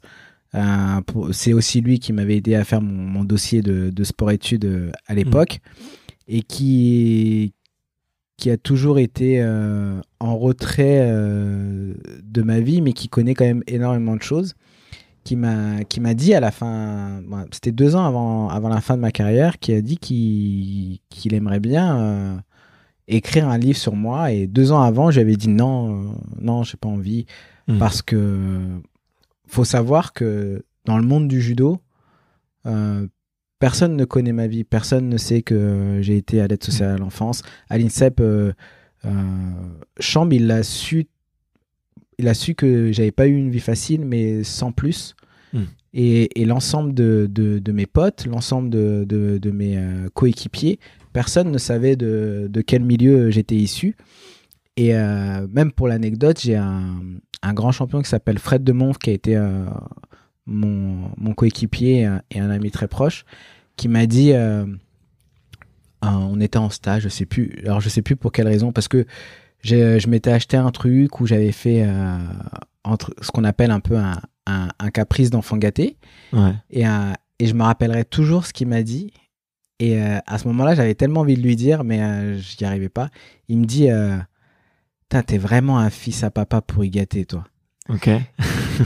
et je lui ai dit, j'ai juste dit ça, je lui ai dit, si tu savais. Et en fait, j'ai pas rebondi parce que je l'avais dit à personne. Et en fait, c'était mon jardin secret. Et c'était aussi mon côté sans étiquette. Là, j'avais pas l'étiquette de la personne placée, et je voulais pas être un Calimero, la personne placée qu'il faut qu'on aide parce qu'il a pas eu une enfance facile. Non, j'étais quelqu'un, j'étais monsieur tout le monde. Et ce côté sans étiquette, de pas être issu du foyer, était très important pour moi, pour que je sois considéré comme tout le monde, et pas l'étiquette soit du mec à problème ou du mec à enfance difficile, tout ça. Et en fait, je l'ai tout le temps, toujours caché. Okay. Et en fait, du coup, avec mon beau-père, l'année où j'ai arrêté ma carrière, je me rappelle, on était à peu près au mois de juin, un truc comme ça. Et là, il me dit, David, je te reparle du projet du livre. Je pense que ça serait important que tu puisses transmettre tout ton vécu, toute cette expérience à d'autres personnes qui ont pu vivre la même situation que toi, que ça soit dans un foyer ou même des gens en difficulté durant leur enfance et qui n'arrivent pas à trouver leur voie, quoi. Pour éviter qu'ils dévient, peut-être que ça peut leur donner envie de voir un mec qui a été placé, qui a une enfance difficile et qui a réussi à s'en sortir, parce que c'est pas que c'est pas donné à tout le monde, mais c'est que des fois c'est difficile de trouver la lumière, parce que on entend tellement parler de des gens placés qui sont en échec qu'on ne ressort pas les gens placés qui ont réussi. Et c'est sûr qu'aujourd'hui, dans les stats, je crois que c'est plus de 50% des SDF sont issus de l'aide sociale à l'enfance. Donc, c'est quelque chose qui est énorme. Et c'est comment pallier à ça? Et ben, si aujourd'hui, je peux apporter ma petite touche avec ce livre en donnant de l'espoir à des gens qui sont placés, à des jeunes et tout. Et en fait, c'est en ça où il m'a fait tiquer et que comme j'étais plus non plus dans la compétition et du coup, j'allais plus forcément avoir le regard des gens, c'était plus facile pour moi de le faire. Et du coup, je lui ai dit, ok, on essaye. Et là, il me dit, je commence à rédiger par rapport à ce que je connais de ta vie. Après, on commence à discuter et on voit si ça match ou pas. Et en fait, on a beaucoup parlé ensemble. On a fait plusieurs réunions. Il m'a posé des questions. Dès qu'il voyait que je commençais à me refermer, il relâchait un petit peu. On abordait d'autres sujets. Et il connaissait quand même pas mal ma vie d'enfant, mais pas tout. D'ailleurs, il a été choqué par quelques trucs qu'il ne connaissait pas et qui l'ont vraiment mis mal à l'aise pendant notre discussion. Et il a écrit. Et au moment où il a fini le manuscrit, il m'a dit, voilà, c'est fini. Tu le lis par rapport à tout ce qu'on a discuté. S'il y a des trucs qui te vont ou qui te vont pas, on en discute. Si tu veux le publier, on le publie. Si tu veux pas publier, ça sera notre livre de famille. Et je me rappellerai toujours quand il m'a donné le manuscrit, je rentrais d'un gala et il devait être quasiment 1h du match, je crois. Et on revient toujours à la lecture. Moi qui ne lis pas, là j'ai commencé à lire. Alors c'est ma vie, alors c'est peut-être plus simple et tout à lire, mais j'ai commencé à lire et en fait je me suis arrêté, il était plus de 3h du mat et en fait j'arrivais pas à décrocher parce que c'est ma vie, mais en même temps le ton dans lequel il a raconté l'histoire donne envie de continuer, de savoir, d'en connaître un peu plus sur la vie de ce petit garçon qui est placé. Et justement, c'est pas dans le côté Calimero où on tape toujours dessus et c'est toujours le pauvre petit. Non, c'est mis avec le bon ton. Je voulais pas que ça soit non plus un règlement de compte avec ma famille parce que voilà, on a tous ces défauts. Et le but, c'était vraiment de donner de l'espoir aux gens, d'expliquer que c'est pas parce qu'on a eu une enfance difficile qu'on peut pas avancer, qu'on peut pas se construire et qu'il faut accepter les mains tendues. Et d'en faire bon usage, de ne pas se foutre de la tête des gens quand on nous donne un espoir et quand on nous tend une main. Et j'ai trouvé, il était dans le ton dans lequel je voulais le faire et j'aurais été incapable de le faire tout seul. Et c'est en ça où il a été très important dans la rédaction de cette biographie. Et comme c'était vraiment le bon ton qu'on avait décidé ensemble et qu'il a trouvé les mots justes, alors il n'est pas toujours... quand ça parle de judo, du coup, il est pas neutre parce que voilà, c'est mon fan numéro 1 et du coup, il peut pas être neutre sur ce plan-là, mais il reste quand même toujours bienveillant dans l'ensemble. Et la partie la plus importante que les gens ne connaissaient pas, qui était ma vie jusqu'à 15 ans, a été très bien racontée et a donné vraiment cette touche d'espoir pour les gens qui sont dans ma situation ou dans une situation à peu près similaire. Ok. Et il y a des camarades de l'INSEP ou des gens aux côtés de qui t'as combattu ou avec qui t'as combattu, justement de ta vie de judoka, qui sont venus te voir et qui ont lu le bouquin et qui t'ont dit qu'ils avaient appris beaucoup de choses sur toi. Est-ce qu'il y a eu, je veux dire, c'est quoi t'as fait un énorme effort sur toi pour le faire. Tu vois, quelles ont été les conséquences un peu Le premier retour sur moi personnellement, ça a été quand même de faire une thérapie. Ouais. Ça m'a permis de tourner la page de ma vie d'athlète et d'enterrer cette petite mort, parce que c'est quelque chose qui est difficile à faire, de tourner la page de sa vie d'athlète de haut niveau quand on a connu que ça. Et moi, pour le coup, le seul endroit où j'existais, c'était là. Entre-temps, j'ai été papa, donc j'ai réussi à compenser, à vivre autrement que dans le judo. Mais ça a été très compliqué de tourner la page, même des fois encore aujourd'hui, c'est pas tous les jours facile. Et par contre, oui, j'ai des jeunes qui ont acheté mon livre, qui l'ont lu et pour qui aujourd'hui je les inspire. Et c'est génial de pouvoir inspirer des jeunes judokas à travers ce livre, parce que c'est pas quelque chose qui était facile. C'était pas forcément mon public numéro 1 au départ. Ouais. Et j'ai fait aussi quelques interventions dans des foyers qui a permis aussi de sensibiliser quelques jeunes au fait que voilà, c'est pas des cassos, quoi. Ils ont un parcours difficile, certes, mais ils sont pas voués à l'échec. Et c'est ça qui est important de leur faire là où il doit y avoir une grosse prise de conscience chez eux. Je dis pas que ça sera tous des champions de judo ou quoi que ce soit, mais juste de se dire que c'est pas parce qu'on est placé qu'on est voué à l'échec, c'est pas parce que nos parents nous aiment pas, que nos parents peuvent pas nous éduquer, que c'est pas parce qu'on n'a pas de repère familial qu'on est voué à l'échec. Et il faut réussir à se reconstruire, il faut utiliser le système qui est là pour avancer et se construire en tant qu'homme. C'est ça c'est la première chose à faire, c'est réussir à se construire en s'aidant des autres et en construisant des repères différents. Et dans le monde du judo, il y en a quelques-uns que j'ai côtoyés presque quotidiennement et qui sont venus me voir et m'ont dit « Putain, je savais pas et tout, c'est un truc de fou ». Je sais, bah oui, mais en même temps, c'est pas marqué sur mon front, quoi. Donc c'est normal que tu savais pas. Et ça, du coup, après, c'est parti un petit peu en discussion et c'était intéressant de discuter avec ces gens-là. Mais j'ai eu, en tout cas, après, c'est compliqué d'avoir des retours négatifs parce que souvent, c'est des gens qui n'ont pas lu, ou c'est même les gens qui n'ont pas aimé vont pas venir te voir en disant « Ouais, c'est de la merde ce que tu as écrit ». Ouais. Donc j'ai eu quelques retours de proches judokas et dans l'ensemble ça a été positif et bienveillant. Et il y en a quelques-uns qui ont même été admiratifs dans le sens où ouais, t'as osé en parler et c'est cool. Ouais. T'as fait un, comment dire, c'est un énorme un énorme boulot, quoi, tu vois, de revenir là-dessus, de être capable de mettre des mots sur tout ce que tu as vécu en tant qu'enfant et qui est difficile, tu vois, des émotions qui étaient hyper dures. Mais en tout cas, moi, je suis hyper admiratif de toi, justement de cette capacité que tu as eue à faire déjouer les statistiques sociales, tu vois.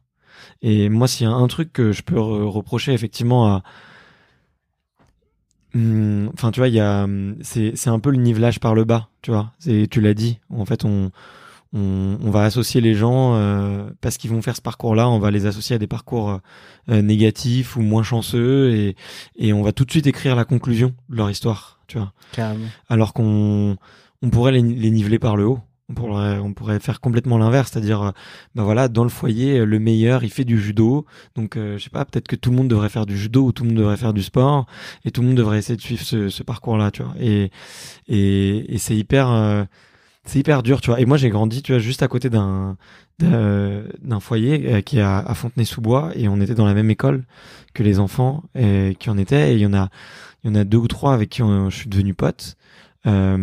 C'est plus mes potes aujourd'hui. Et quand j'ai lu ton histoire, je me suis dit, putain, mais faut que je les recontacte. Je vais les retrouver sur Facebook, faut que je leur parle parce que je sais qu'ils ont vécu des trucs de ouf. Et moi, en tant que gamin, je comprenais pas. Des fois, pourquoi ils sautaient un peu d'humeur, pourquoi d'un seul coup, ils pouvaient s'énerver ou d'un seul coup, ils avaient des réactions qui étaient un peu différentes.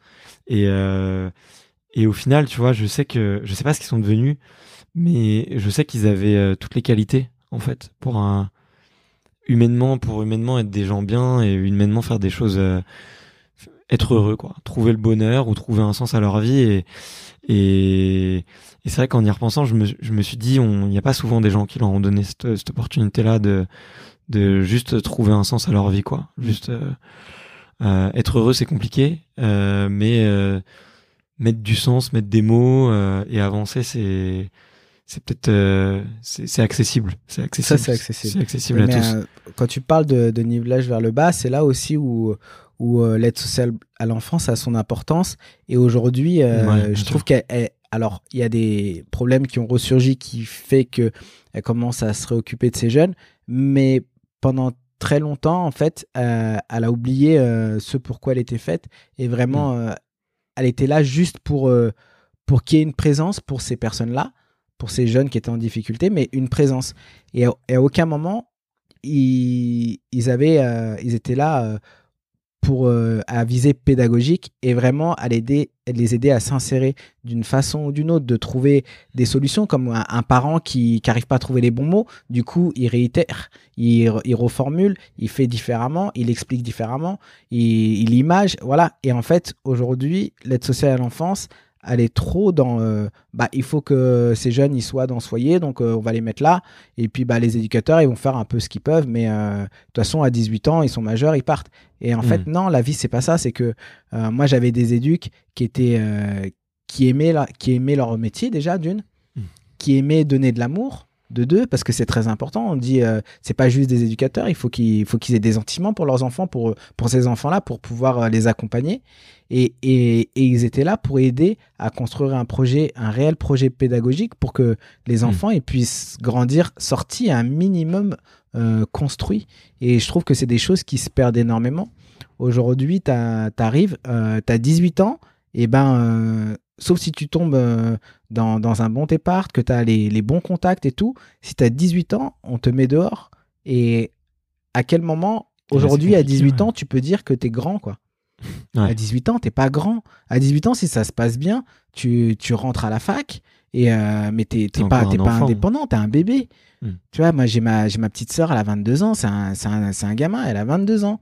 Et quand on se dit qu'à 18 ans, on est mis dehors et que si on n'a pas trouvé de petit boulot, c'est terminé pour toi parce que tu peux pas continuer tes études et tout, c'est alarmant. Alors, il y a certains départements qui arrivent à accompagner jusqu'à 21 ans, mais il y en a pas beaucoup et c'est pas pour tous les enfants. Ouais. Et c'est ça le gros problème. Le gros problème aujourd'hui de l'aide sociale à l'enfance, c'est qu'il commence un process et que à 18 ans, c'est fini. Et c'est comme les gens qui travaillent à l'usine. À 17 h, c'est fini. Allez, on se casse.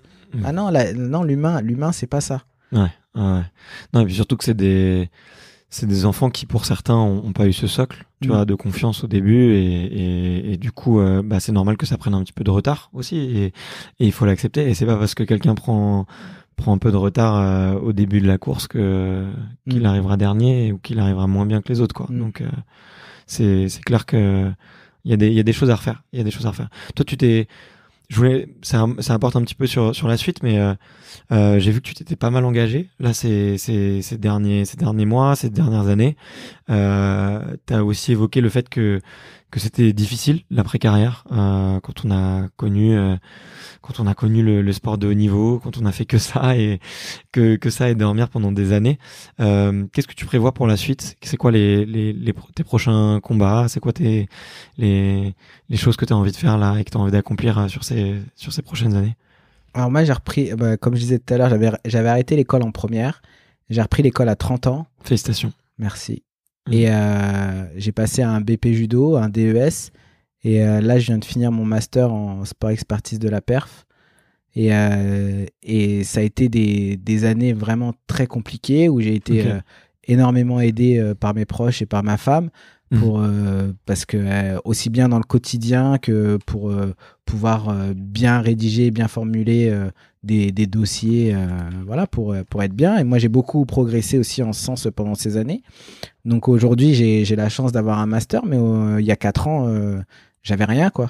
Donc ça a été mon premier nouveau challenge quand je me suis dit que j'étais vraiment sur la fin de carrière. Donc aujourd'hui, je peux dire challenge relevé. Et je suis vraiment fier de ce que j'ai accompli sur ces dernières années.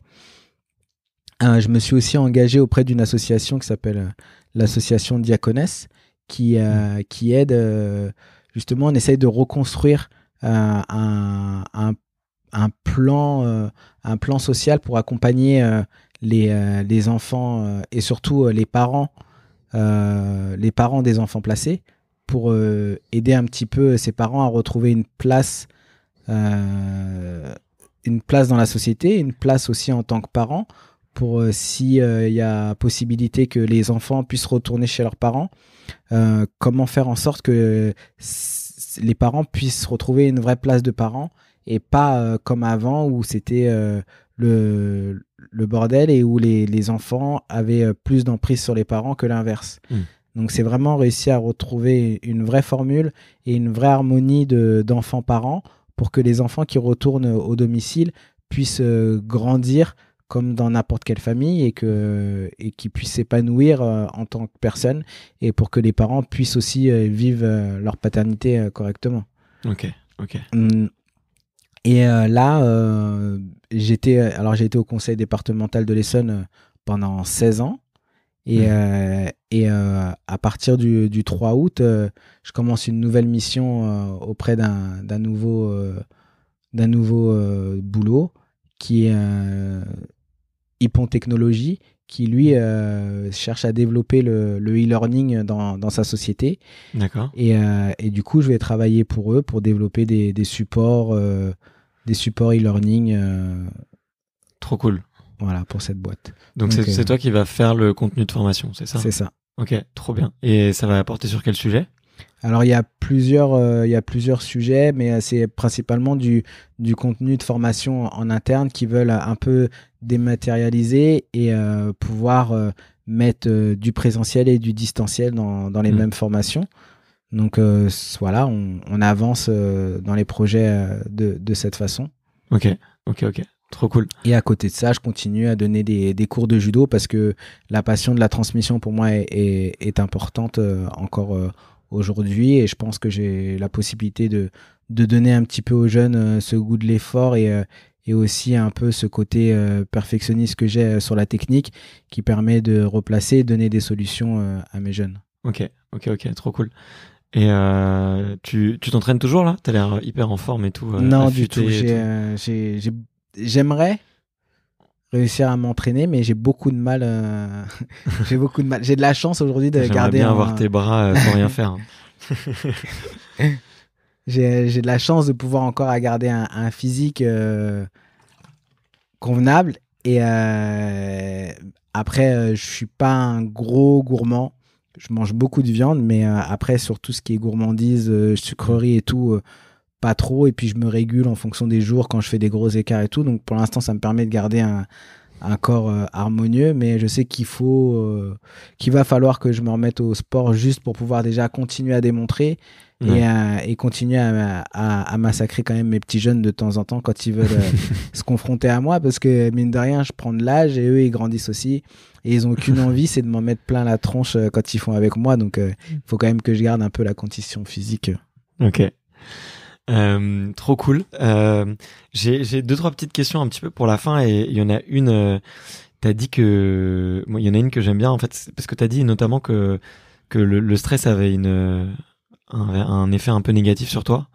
Est-ce que t'as un gris-gris ou une astuce pour faire baisser la pression pour te détendre un peu? Alors ça a été c'est l'une des raisons pour laquelle aussi j'ai arrêté la compétition. C'est que ça me mangeait tellement nerveusement que à un moment donné, dans les jauges, il faut mettre le positif et le négatif. Et à un moment donné, le stress, il était tellement négatif par rapport au plaisir que je prenais à faire tomber ou à gagner que en fait, je pouvais plus. Et j'ai toute ma carrière eu beaucoup de mal à contrôler ce stress et tout.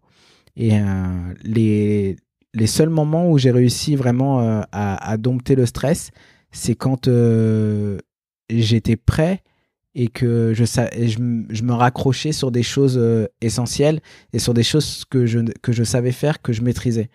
Et à chaque fois que je l'ai fait, le stress est redescendu. Alors, pas autant que je le souhaitais, mais quand on arrive quand on est hyper stressé, en tout cas quand j'étais hyper stressé, j'essayais d'être focus et de dire, ben voilà, là dans mon combat, je vais faire ci, ça, je vais prendre mon partenaire, je vais le déplacer par ici et me raccrocher sur des choses que je savais faire et dans lesquelles j'étais persuadé que ça allait fonctionner.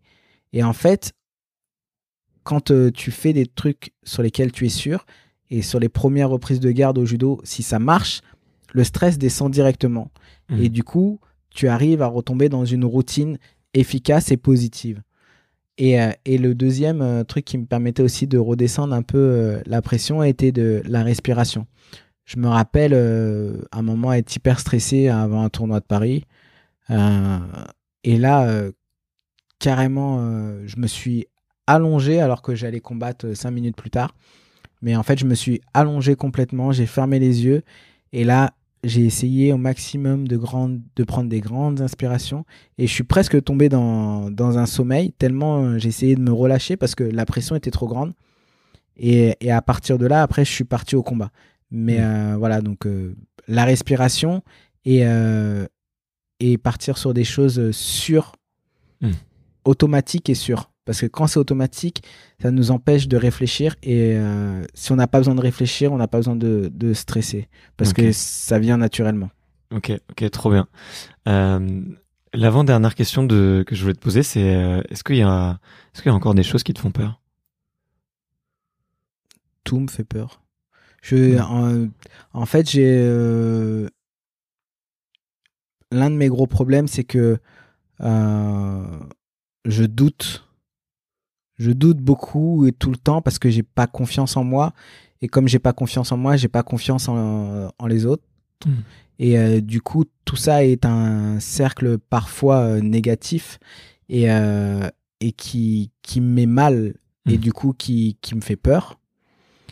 Mais en même temps, je pense que le fait de douter en moi et dans les autres fait que je me préserve aussi. Ça me permet quand même de me préserver. Donc, oui. Alors, il y a plein de trucs que je trouve fun et j'ai pas spécialement... Moi, par exemple, j'ai pas le vertige.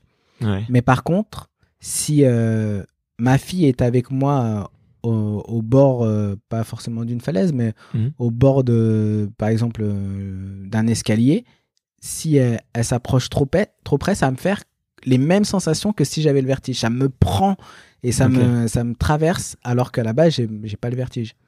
Mais parce que c'est pas moi, c'est par rapport à ma fille, moi, ça me perturbe.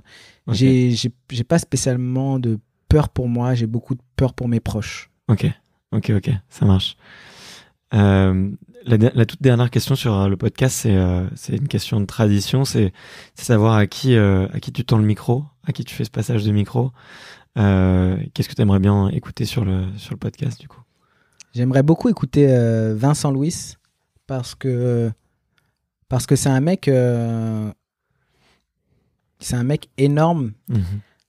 Pour mettre dans le contexte, pour ceux qui le connaissent pas, c'est un triathlète qui a été champion du monde en 2019 de triathlon et il a une vie tellement intense et il ne vit que par ce sport et cette discipline est tellement exigeante que j'aimerais bien l'entendre se raconter à cœur ouvert sur ce podcast qui demande quand même pas mal de retours sur soi et de l'entendre un peu plus en détail que sur son intérieur sport qui en monte pas mal sur lui, mais plus sur le côté sportif que sur le côté intérieur de sa tête. Ouais, bah écoute, pour venir du monde du triathlon et pour avoir beaucoup d'auditeurs qui connaissent un petit peu cet univers, Vincent est attendu fortement sur le podcast et c'est vrai que c'est un mec impressionnant sur sa rigueur et sa force mentale. Donc effectivement, je pense que ouais, ça serait génial de pouvoir l'interviewer. On va lui laisser atteindre son objectif d'abord et puis après je me permettrai de lui envoyer un petit message avec grand plaisir. Ouais. Et toi tu le connais un peu, c'est ça, non? Bah en fait on est issus de la même ville de Champion, j'ai envie de dire, parce que à Sainte-Geneviève-des-Bois, qui est une ville très sportive, tu vois par exemple au niveau national et international, il n'y en a pas beaucoup qui connaissent cette ville pour Monsieur Tout le Monde. Mais dans le monde du sport, dans le judo, on nous connaît jusqu'à l'autre côté de la planète. On a été invité par des pays comme le Brésil, la Russie, pour venir en compétition tout frais payé, parce qu'on a une belle image à l'international. Et au triathlon, c'est pareil.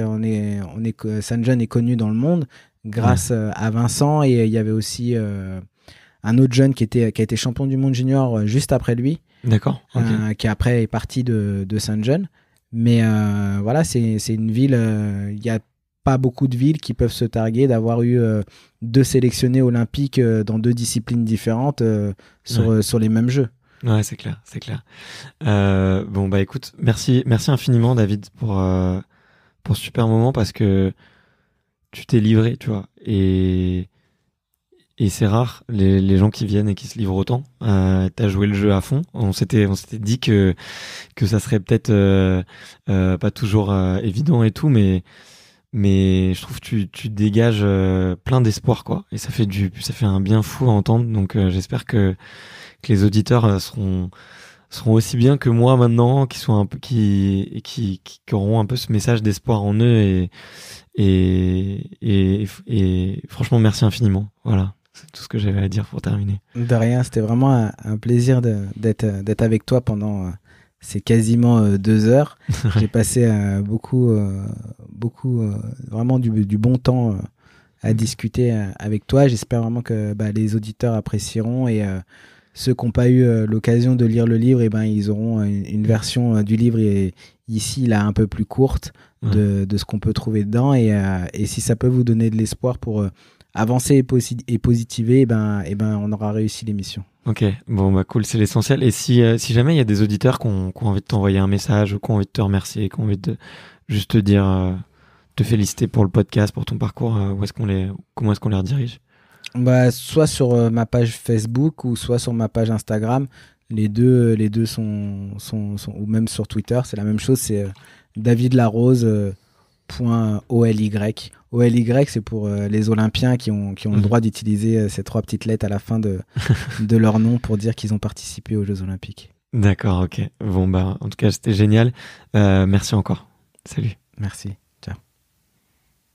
Merci d'avoir écouté cet épisode jusqu'au bout. Si vous êtes encore là, c'est sûrement que l'épisode vous a plu. Donc n'hésitez pas à le faire savoir autour de vous et à vous abonner pour ne louper aucun épisode.